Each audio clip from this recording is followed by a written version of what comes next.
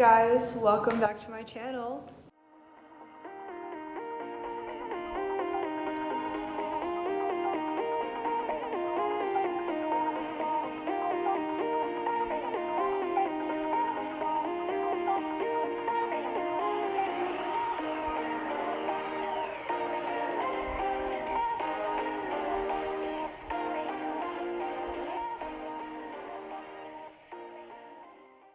So before we get started, I'm just gonna make myself a little smoothie bowl.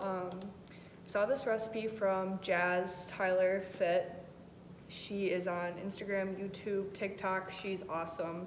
She posts recipes all the time, like healthier versions of things. And this is her cookie dough nice cream recipe. So I'm gonna try it out today. And then we're gonna talk. Let me sit you down. First of all, let's address that I'm wearing regular clothes today. I know this is not my normal apparel, but I didn't have to work today and I went to run some errands, so I thought, let's get dressed. Let's not wear sweatpants and a sweatshirt today, so this is what we're doing. Right, today's video. Today's video is going to be about diet trends and diet culture, as you saw from the title of this video. So, diet trends. Diet trends that I fell for and that I personally feel were not great for my journey.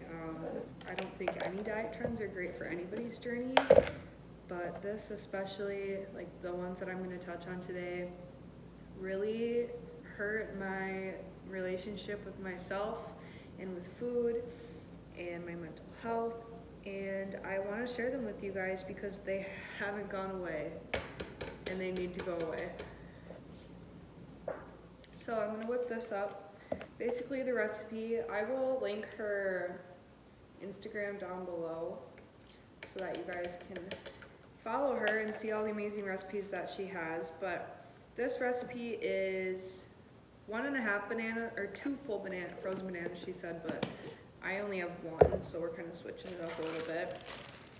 And then a tablespoon of peanut butter, a tablespoon of cacao nibs or chocolate chips, which I need to go grab more of, 1/2 teaspoon of vanilla extract, 1/8 cup of almond milk.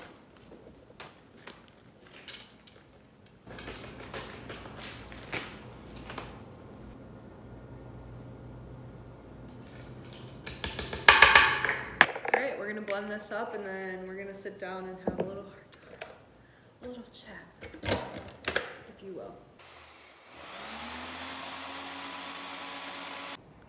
Alrighty, so here it is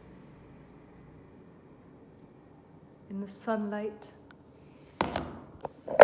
She usually tops hers with her homemade brownie granola, but I don't have any of that, so I just put a little bit of my vanilla almond granola on top. I'm excited to try it.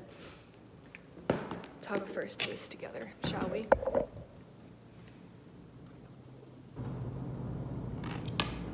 Ooh, that's really good. Alrighty, friends. I wrote it down because, you know, I like to ramble when we do these sit-down videos and then I forget what I was gonna say. So if I'm looking down, it's at the notebook so that I let you guys know everything that I wanted to let you know. But I wanted to start off this video by just saying that this is a video based off my personal experience and my opinion. Yes, I have done countless research on stuff like this, but for the purpose of this video, I'm not linking any articles that I've read.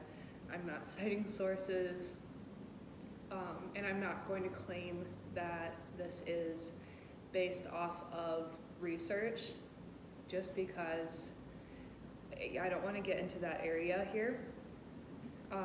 There are tons of resources out there that you can look at. There is tons of research done on things like these that you can read on your own if you would like. I know Natasha, is it Ocean? I don't know how she says her last name. She has an incredible page with science-based videos on health and fitness. So if you're looking for something like that, please go check out her page. Today is all about my personal experience and things that I have found through my own journey and my opinions. So don't come attacking me in the comments. Thank you for listening to my disclaimer. Let's jump in. Diet trends and diet culture, just in general, it's something that as a society and as a world, we need to come together and just completely get rid of. The thing about the word diet is almost always people consider diet along with the word restriction. And that's just not how life is supposed to be lived. You are not supposed to live your life constantly following a diet. You are not supposed to live your life restricting yourself from all of the amazing foods on this planet. That's not how life is supposed to be lived. And you can argue with me as much as you want about being on a diet to reach your goals and all of that stuff. And if you have very, very specific fitness goals and you follow a certain number of calories, you know, you go, girl, you go. But it's not for life. And it can get messy here. I don't want to generalize. I don't want to tell you that everything is horrible. Obviously, there are certain exceptions for people that are going to compete in bodybuilding and different events and stuff like that, where, you know, they follow macros and they count their calories to make sure that they're eating the proper amount of food to fuel their goals, and that's great. We're talking about diets here. We're talking about the diet trends that people follow when they are insecure about their health and their fitness, and they want to be a certain way that they envision their body to be, and that's just not okay. So, the first diet trend that I want to touch on that I fell for and that personally affected me is intermittent fasting. And the thing about intermittent fasting that really hurt me is I was so restrictive with it that I would go to bed starving. I would stop eating at 7 o'clock at night. I was a freshman in college, and I would be sitting in my dorm room. It'd be like 7:30, 8 o'clock, and I would be so hungry. And, you know, my roommate and my friends would be in there, and they'd be eating popcorn or a snack or dessert, and we'd be watching a movie or doing homework, and I was so hungry that I would go to bed early while they were all still in there so that I could fall asleep and not be hungry. That is so ridiculous to me. Looking back, I feel so sorry for that girl, because when you are hungry, you are supposed to eat. When you're hungry, it is your body telling you, yo, I need some energy, I need you to put something in me. And it was one thing to be cutting off the times that I could eat. It was another thing that I was also pairing that with extreme undereating. At that point in my fitness journey, I was eating way less than 1,500 calories a day. I remember my goal was 1,500 calories a day, and I would feel satisfied if I ate less than that every day. And it's just really sad to look back on, because the things that I've learned and how far I've come from there, it's just insane to think that I could have ever thought that eating less would make me feel worthy in my own body. And I wouldn't wish that on anybody. So intermittent fasting is basically just an insanely restrictive way of eating. It's basically telling yourself you cannot eat before this time or after this time, and that's just simply not true. The number of calories you eat throughout the day, it doesn't matter if you eat them all here or all there or all sporadically. The number of calories that you eat in a day is the same despite the times that you eat them. And people will argue that eating at a certain time of the day helps them only eat a certain amount of calories, but like I said, it's too restrictive, and life is not meant to be lived that way. You are allowed to eat when you are hungry. You are allowed to eat at 4 in the morning. You are allowed to eat at midnight, and sometimes you do, sometimes you are out and about and your schedule is off and you need to eat. You need to eat when your body is telling you to eat. You need to eat when you're hungry, and intermittent fasting is just extremely restrictive on that, and it just wasn't for me. So the next diet trend that I fell for, also in my freshman year of high school, I feel like a lot of these were my freshman year of college. A lot of these were during that time. That was when I was first starting my fitness journey, and I was really not aware of anything, but that was drinking apple cider vinegar every single day right away in the morning and taking apple cider vinegar pills. This was right around the time where that was the fad, the hot trend. Everybody was saying, if you drink apple cider vinegar right away in the morning, it's going to boost your metabolism and it's going to help you burn fat in your belly, and you're going to lose all this fat in your belly, which for me, that's where I hold excess fat. If I put on a little bit of weight, it is in my lower stomach. That is the last place where I saw weight loss and muscle definition, was in my stomach. That's just how my body's built. That's just my genetics. Everybody is different. But that trend targeted me, and I fell for it. I was like, oh my God, if I take these pills every single day, then I'm gonna lose belly fat. Well, no. No, you're just not.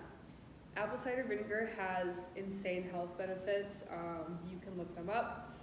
Yes, it is good for you, but it does not do the things that people are telling you it does.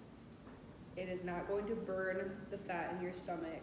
It's not going to be the determinant in your weight loss. Weight loss only happens when you are in a calorie deficit, and that can be done in so many ways.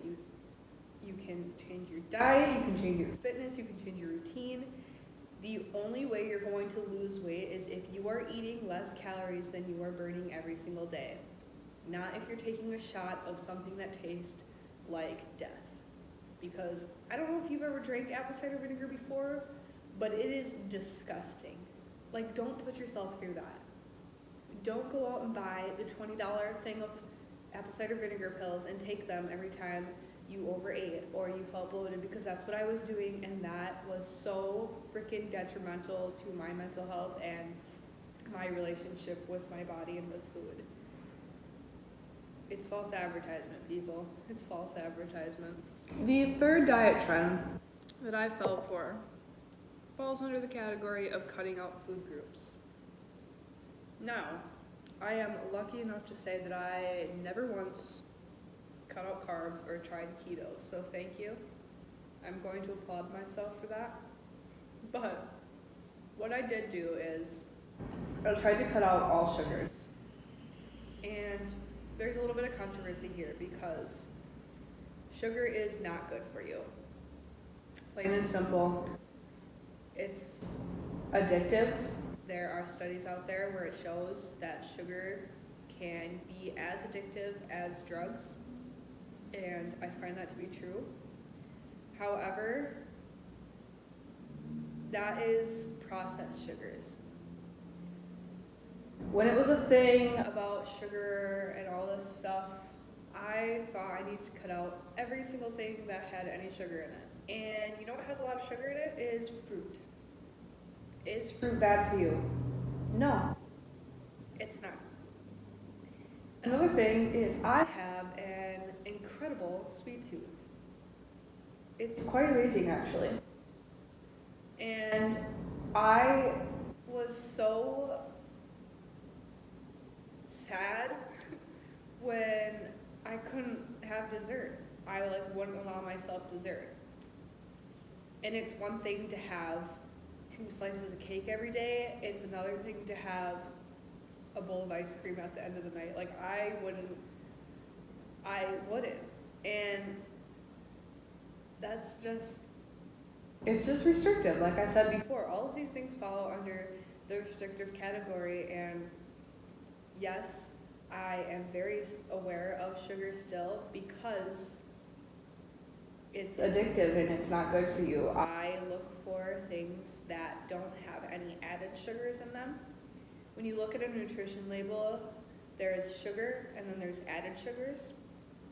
You don't want added sugars. The grams of sugar is going to be from the products that were used to make that item. So like that occurred naturally in the main ingredients. Added sugars is sugars that they threw in there, which are usually chemicals. And that's just not what we want. It's just not good for our bodies, our skin, anything.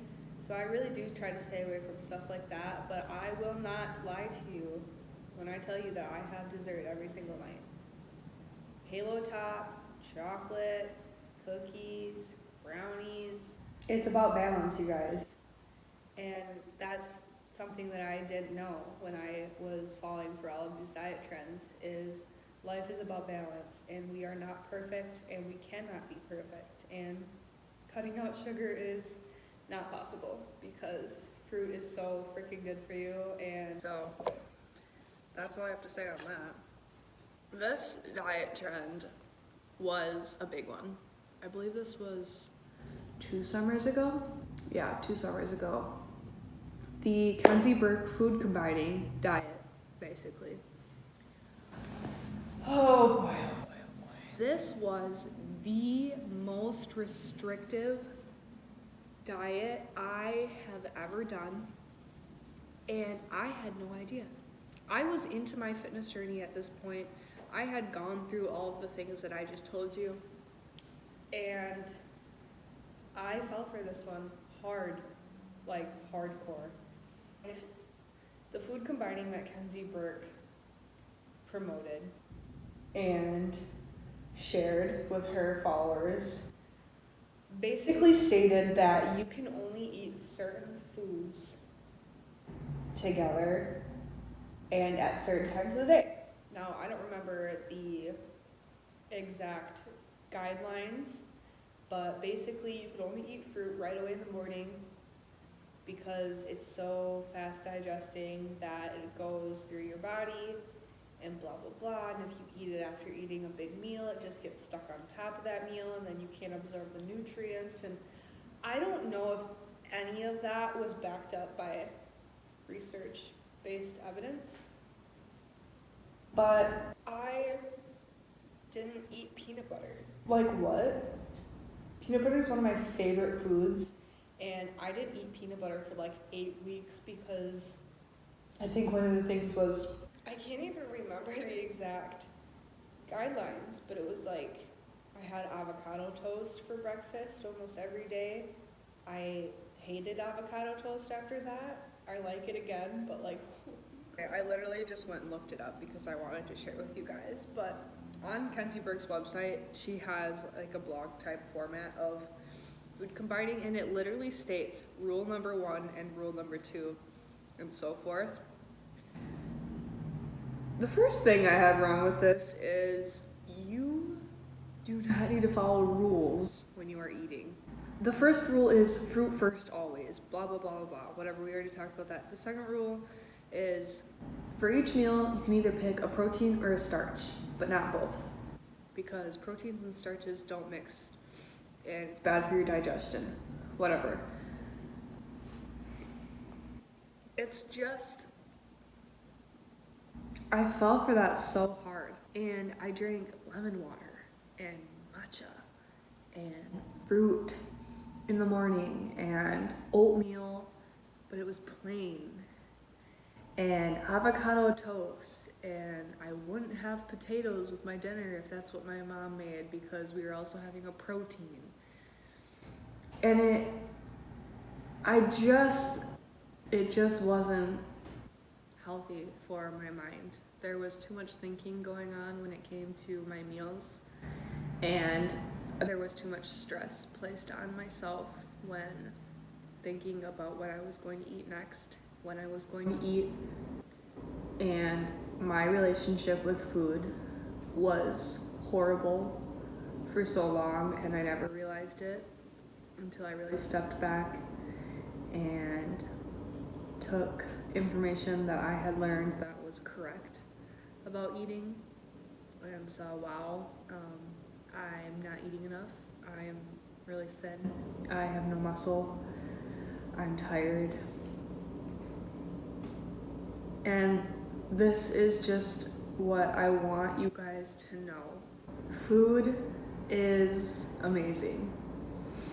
It really is. There is so much culture and life and love involved in food, and we should be able to enjoy it. You should not live your life worrying about what you're going to eat next because you only have this amount of time or this amount of calories or this specific food. It's just not the way that life is supposed to be lived. And there are ways to go about it if you have certain goals, if you want to be healthier.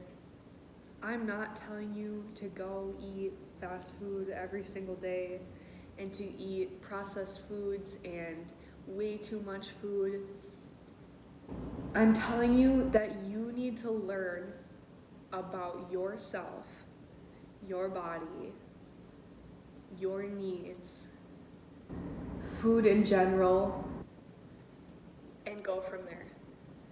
It's gonna be trial and error. It's not the same for everybody.